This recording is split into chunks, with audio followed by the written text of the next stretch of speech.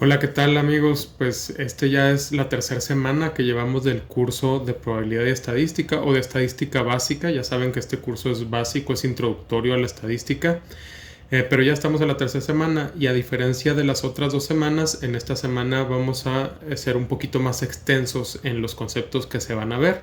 Así que pongan mucha atención y mucho cuidado. Vamos a ver el video.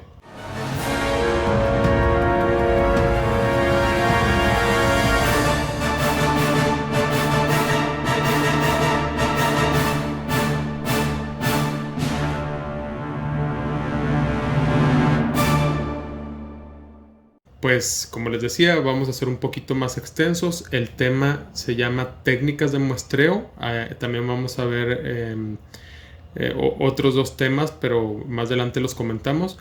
Vamos a ver qué es técnicas de muestreo. Muestreo es la forma en la que tomas tu muestra. En el video pasado vimos el concepto de muestra. Dijimos que es una parte de la población, pero depende de los recursos con los que cuentes y de lo especializado o acertado que quieras ser en tus conclusiones. De eso depende cómo vayas a hacer tu muestreo. Por ejemplo, si tú metes tu mano a un balde con nueces y sacas así un puño de nueces, estás haciendo un muestreo, estás tomando una muestra, pero puede no ser la mejor forma de hacerlo.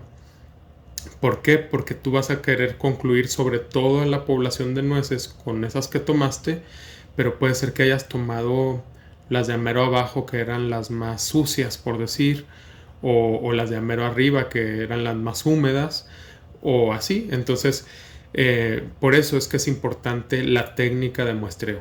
Ahora, dependiendo de los recursos con los que cuentes y de lo especializado o acertado que quieras ser en tus conclusiones de tu estudio, es que va a variar entre un tipo de muestreo y otro tipo de muestreo.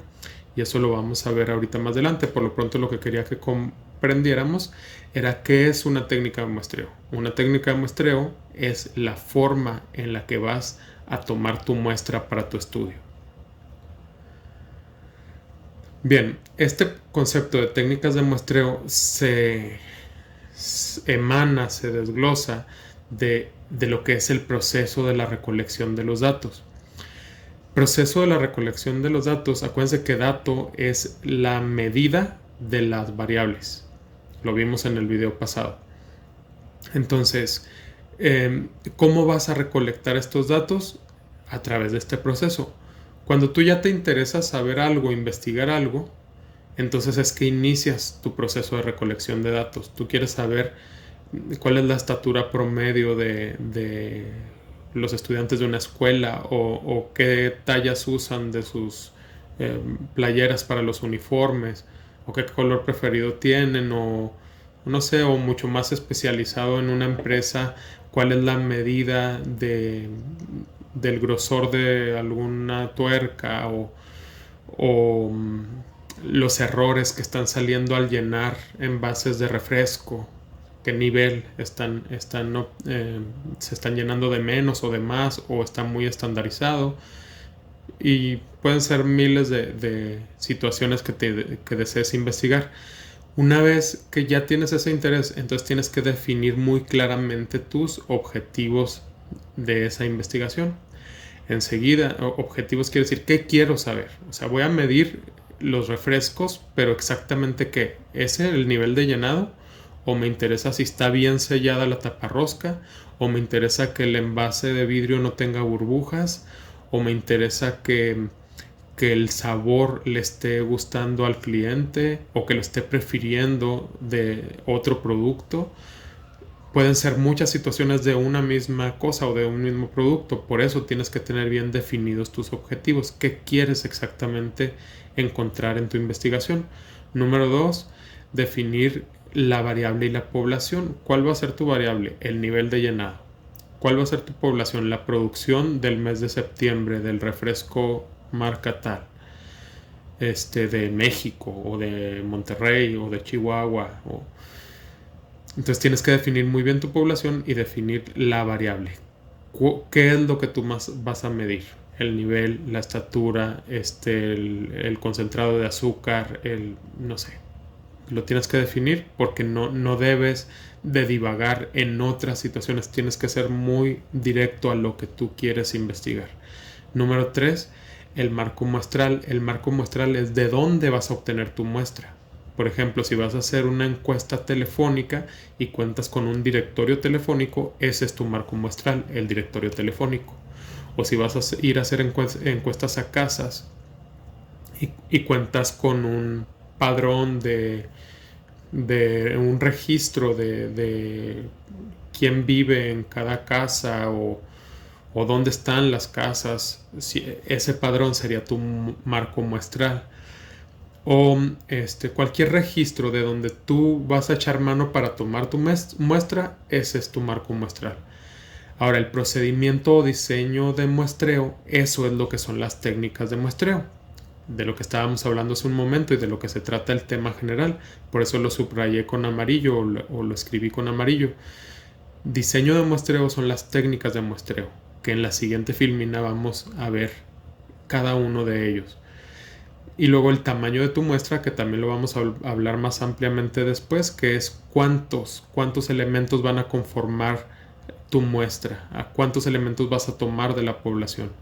El instrumento de medición de los datos es qué vas a utilizar para medir tus datos, que puede ser un cuestionario y también una herramienta que te ayude a analizarlos, que puede ser hojas de Excel o otros programas más especializados que vamos a hablar más adelante. Y luego ya seleccionas, o sea, esta es la parte de diseño, y ya una vez que terminaste de diseñar tu investigación, la ejecutas, que ya vas a elegir los individuos o los objetos que conformarán tu muestra, vas a hacer la medición para recolectar los datos y al final revisas que tu proceso de muestreo haya sido ejecutado de manera correcta, o sea, una supervisión de tu muestreo. Y todo esto es para que tus conclusiones sean exactas, porque normalmente decimos, a todo mundo le gusta la nieve de fresa. ¿Por qué? Porque a mi familia le gusta la nieve de fresa y a mis amigos más cercanos, entonces yo ya estoy concluyendo en general que a todo mundo le gusta la nieve de fresa, y resulta que no, que si haces tú un estudio formal, rígido, así con el procedimiento, va a resultar a lo mejor que a casi nadie le gusta, pero a ti te tocó estar en la parte de la población que sí les gusta. ¿Me explico? Bueno, entonces este fue el proceso de recolección de datos. Lo importante aquí es el diseño de muestreo, que serían las técnicas de muestreo, que las vamos a explicar una por una, y que tienes que sacar un tamaño de muestra. Ahorita les explico la importancia de eso y saber con qué vas a medir tus datos. Bien, entonces estas son las técnicas de muestreo. Hay otras más, pero estas son las más importantes. Aquí agregué censo para hacer una aclaración de que un censo es cuando investigas al 100% de la población, a todos los elementos. Entonces eso no sería un muestreo porque no tomaste una muestra, investigaste a la totalidad, pero sí es una investigación o un experimento o lo que hayas diseñado para encontrar información que te interesaba y definiste variable, mediste datos y todo, pero del 100% de los elementos. Entonces, al ser 100% de los elementos no es un muestreo, es un censo, aunque sí es una investigación. Ahora sí vamos a donde no tomaste el 100% de los elementos, que es el muestreo, tomaste una muestra. Vamos a empezar con el muestreo aleatorio simple. El muestreo aleatorio simple es cuando todos y cada uno de los elementos de la población tiene la misma posibilidad de ser seleccionado. Es ejecutado al azar, o sea, es aleatorio. Este es el mejor de los muestreos, porque te va a dar las conclusiones más fieles, más confiables. Pero es el más caro. Bueno, el más caro sería el censo, por la cuestión de que tienes que ir a todos los elementos de la población. Entonces, los muestreos, al ser solo una parte de la población, cualquiera de ellos es más barato que un censo. No solo en dinero, también en tiempo. En cualquier tipo de recursos son más baratos los muestreos. Ahora, muchas veces no es necesario un censo. Con un muestreo aleatorio simple es suficiente para concluir sobre toda la población y tener mucha certeza con las conclusiones que estás haciendo. Entonces, entre los muestreos, el mejor es el aleatorio simple, porque te va a dar más representatividad de toda la población y es más confiable. Vamos ahora, que quedó claro que su característica es que todos tienen la misma probabilidad de ser seleccionado, es al azar. Y luego tenemos el muestreo simple sistematizado. Ese es cuando los individuos se eligen de acuerdo a un patrón. Por ejemplo, esta fila sí, esta fila no. Esta fila sí, esta fila no. O esta colonia sí, esta colonia no. O esta casa sí, esta casa no. O esta sí, esta sí, esta sí, esta no. Esta sí, esta sí, esta sí, esta no. Cualquier patrón que lleves a cabo para elegir tus elementos de la muestra va a ser sistematizado, porque estás usando un sistema, una sistematización o un patrón. Ahora, el muestreo estratificado es cuando divides en grupos a la población. Aquí al lado izquierdo tenemos alguna representación gráfica. Si te fijas en el primero, vienen los puntitos así separados porque fue aleatorio. En el segundo tenemos así, fila sí, fila no, fila sí, fila no. O uno sí, uno no, uno sí, uno no, uno sí, uno no, y así. Entonces, en el tercero, que es el que vamos a explicar, es cuando divides a la población en grupos o estratos, por eso se llama estratificado, porque quiere decir agrupaciones. Y luego de cada grupo tomas al azar individuos que conformen tu muestra total. Entonces, también es muy confiable porque tienes representatividad de los diferentes grupos. Te aseguras que haya representatividad de los diferentes grupos. Y luego tenemos el muestreo por clúster, que es también dividirlos en grupos. En este caso, haz de cuenta que los dividieron por filas. Esta fila, esta fila, esta fila y esta fila son 4 filas. Y al azar seleccionaron una de las filas, que fue la última. Entonces esa es la diferencia con el estratificado. El estratificado es en grupos y se eligen elementos de cada grupo. Y el clúster es en grupos y se elige al azar un grupo. El de por conveniencia es el que hacen todos ustedes cada vez que les encargan la tarea de hacer una encuesta. Que te volteas con el que está atrás, el que está enfrente, el que está al lado, el que está al otro lado. O sales y luego con tus amigos o a los primeros que te topas. Eso es un muestreo por conveniencia porque es por la facilidad de acceder a quienes te van a contestar. O el que dije ahorita de meter la mano al balde y sacar las primeras nueces que lograste agarrar. Ese sería por conveniencia porque fue lo más fácil. Entonces, este muestreo es el peor de todos, creo yo. Bueno, desde el punto de vista de la confiabilidad de los resultados y las conclusiones. Pero desde el punto de vista del ahorro de recursos, pues es el mejor, porque es el más fácil, el que te cuesta menos tiempo, el que te cuesta menos esfuerzo. Pero en sus conclusiones sería el peor de todos.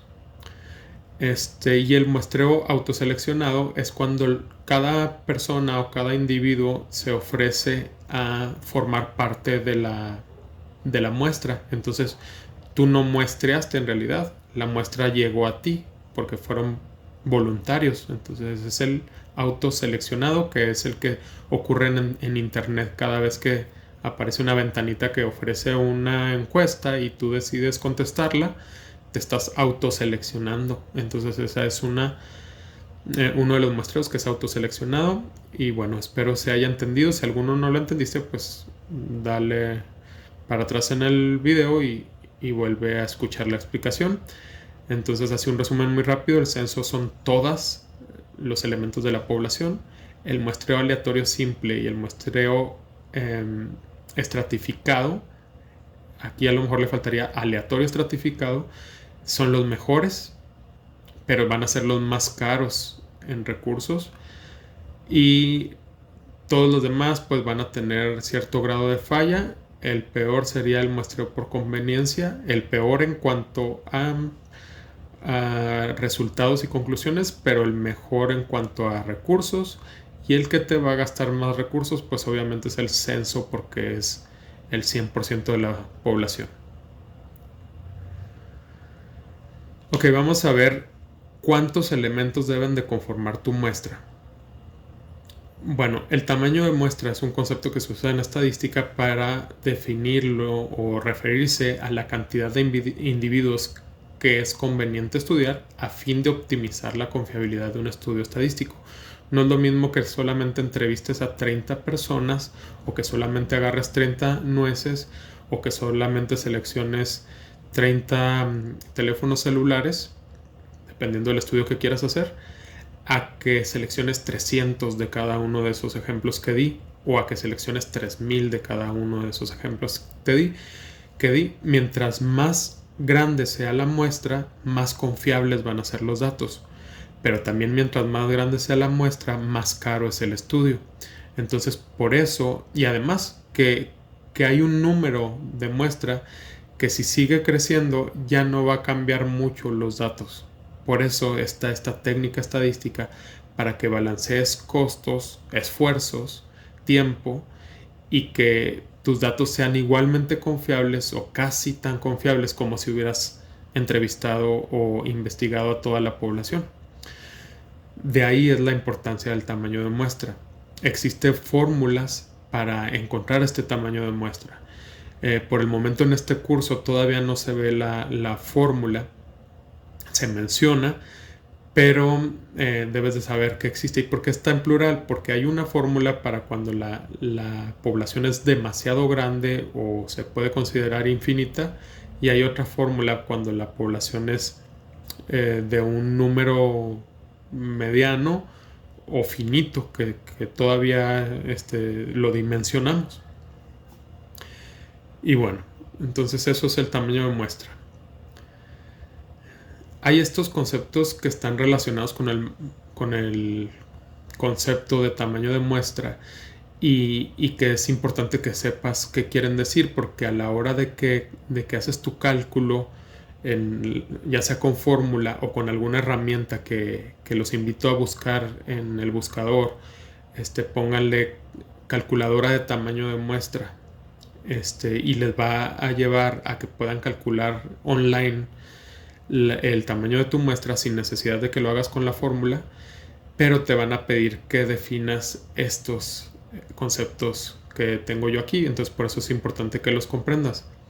El primer concepto es margen de error. Margen de error es cuántos puntos porcentuales estás dispuesto a que tu respuesta que haya dado tus entrevistados varíe, en qué rango quieres que esté. O sea, por ejemplo, te gusta el refresco y que al final de tus resultados el 60% hayan dicho que sí. Entonces necesitas un rango, no puede ser exactamente el 60%. Necesitas, por decir, si el margen de error es 5%, quiere decir que va a ser 5% por abajo del 60 y 5% por arriba del 60. Entonces tu conclusión real es que entre el 55% y el 65% les gusta el refresco. O puede ser que tú hayas elegido un margen de error de 1. Entonces, el margen de error de 1 sería, con un resultado de que el 60% le gusta el refresco, sería que del 59 al 61% le gusta el refresco. Entonces, si te fijas, hay menos margen de error, porque elegiste un margen de error del 1%. Pero mientras menor sea tu margen de error, mayor va a ser tu muestra. Ahí es donde tienes que tú decidir qué margen de error permites dependiendo de tus recursos. Y luego el nivel de confianza es con cuánta certeza puedes predecir o generalizar las características de la población completa. Por ejemplo, si tú eliges, lo normal es que hay un nivel de confianza del 90%. Es raro, pero cuando los recursos son muy bajos, pues se elige ese 90%, porque te va a dar una muestra más pequeña. Lo más normal es que se elija el 95%, 97% o 99%. El 99% es para estudios muy que se necesita mucha precisión, como en la calidad de los medicamentos, por ejemplo. Se necesita muchísima precisión, entonces eligen ellos un 99%.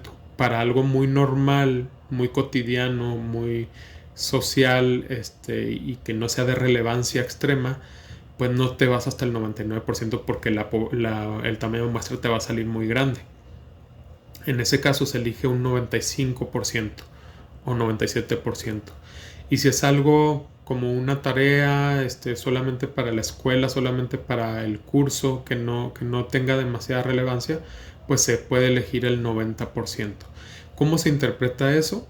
Estamos hablando del nivel de confianza. Se interpreta como que estás siendo acertado en las conclusiones que estás dando con el 90% de la población. O sea, con un 10% te vas a equivocar, o con el 95% y te vas a equivocar con un 5%, o así. Por ejemplo, en el que dijimos ahorita, ¿te gusta el refresco? Y decimos que el 60% de la población, estamos diciendo 6 de cada 10 personas les gusta el refresco. Entonces ahí va a suceder que, según el nivel de confianza, si elegiste un 90%, quiere decir que con esa conclusión te vas a equivocar una de cada 10 veces. Por ejemplo, juntas a 10 personas y tú dices, de ellos 10, a 6 les va a gustar el refresco, y les preguntas si efectivamente. Y luego otros 10 y les preguntas si efectivamente. Y así. Entonces, en promedio te vas a equivocar en esa conclusión con uno de cada 10 grupos de 10 personas. Espero se haya entendido el concepto de nivel de confianza. Vamos con tamaño de la población. Ese está muy fácil, pues tamaño de población es cuántos elementos conforman a la población. Y como les decía hace un momento, hay finita e infinita. Tú puedes decir, hay 200,000 personas en esta población, o 200,000 botones, o 200,000 cables, o 200,000 llantas, o 200,000 manzanas. Lo que sea el objeto, lo importante es el número. Esa sería una población finita, cuando puedes decir el número. Y cuando no puedes decir el número porque son demasiados, entonces sería una población infinita. Y luego la distribución de las respuestas, o en inglés percentage. Ese también te lo van a preguntar las herramientas de las que te estoy hablando. Eso se refiere a que cuando se contesta una encuesta, que la persona que la contestó se haya podido equivocar en la respuesta que dio. También se toma en cuenta ese error en el cálculo de muestra para reducir al mínimo los efectos que tenga ese error y puedas dar buenas conclusiones. Entonces ahí el peor escenario es que se hayan equivocado en el 50% de su respuesta. Ese es el peor escenario. Por eso muchos eligen el 50%, porque no tienen un conocimiento previo de cuánto se pudieron haber equivocado las personas. Entonces, cuando te pregunten distribución de las respuestas o percentage, tú ponle 50% o 0.5. Ok. Vamos ahora a ver las técnicas de recolección de datos, que es cómo recopilan los datos. Entonces, ahorita estuve hablando mucho de encuestas. Esa sería una técnica de recolección de datos. Otra sería la entrevista, otra la observación, otra la experimentación y finalmente el documental. La encuesta, dice, se emplea para recabar datos del comportamiento o conducta de un sujeto, ya sea de forma individual o en grupo, en situaciones reales. Entonces esa ya la han hecho ustedes mucho en sus materias, que es, haces preguntas y puede ser que tengas opciones para decir sí, no, 1, 2, 3, o que ya tengas definidas las opciones, o también puede ser que vengan abiertas las preguntas y vas registrando, y con eso formas una base de datos y de ahí se analiza. La entrevista, dice, comprende la intervención verbal directa entre los individuos sujetos de estudio y el entrevistador. El entrevistado responde a un cuestionario guía para profundizar a medida que la charla transcurre. Entonces, si te fijas, a diferencia de la encuesta, en la entrevista se puede profundizar, es conocer más a fondo la situación o a las personas. Observación, pues es que observas el comportamiento de algo, de alguien, sin tú intervenir en esa situación. Entonces de ahí recopilas tus datos de la observación, de ver cómo se comporta, incluso que la gente ni siquiera sepa que ese concepto tiene mucho que ver en los supermercados o en las tiendas, que se llama el comportamiento del consumidor, que ellos observan de dónde tomas más los productos, a qué altura o a qué temperatura del supermercado es que la gente compra más, de pura observación. Hay otro que se llama experimentación, que es literal, como desde niños conocemos lo que son los experimentos, que tú agregas más de una cosa, menos de otra, para ver qué resultados se obtienen. Entonces, a diferencia de la observación, aquí tú sí intervienes, el investigador toma control de las situaciones para ver cómo se reacciona. Si es un experimento social, es cómo reacciona la gente, o si es con objetos inertes, pues es cómo les afecta la temperatura, o cómo es más óptimo el proceso o el producto, dependiendo de qué intervenga. O sea, si es un pastel, cómo afecta que le pongas más o menos harina, más o menos leche, más o menos huevo. Así, esto estás experimentando. Y el documental es documentar, ya sea papeles, videos, notas, experiencias, es crear documentos de ello, y ahí estás recopilando estos datos. Entonces son 5 las técnicas de recopilación de datos: encuesta, entrevista, observación, experimentación y documental. Y lo que acabo de mencionar es la definición de cada uno de ellos. Estos cuadros de acá de la mera derecha, pues no se fijen mucho. Ahorita nos importa cuáles son las técnicas de recolección de datos y cómo identificar cada una de ellas. Y por último, les voy a platicar de 3 herramientas que tenemos para el análisis de los datos o análisis estadístico.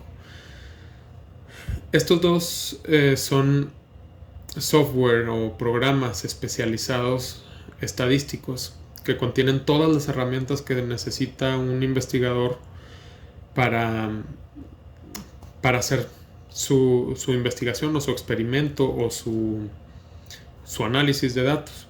Estos dos son muy especializados. Y lo que tenemos a la mano todo el mundo es el Excel. El Excel ya cada vez le ponen más herramientas de análisis estadístico, y pues para un curso básico de estadística el Excel es suficiente. Para universitarios y profesionistas sí ya se les facilita más que utilicen SPSS y Minitab. Esas serían las 3 herramientas de las que hablaríamos para análisis estadístico, y con eso estaríamos terminando. Las personas o los alumnos que están en el curso directamente de estadística, pues vámonos a las actividades. Y los que nos ven desde YouTube, pues muchas gracias por ver el video. Suscríbanse y nos vemos en el próximo video.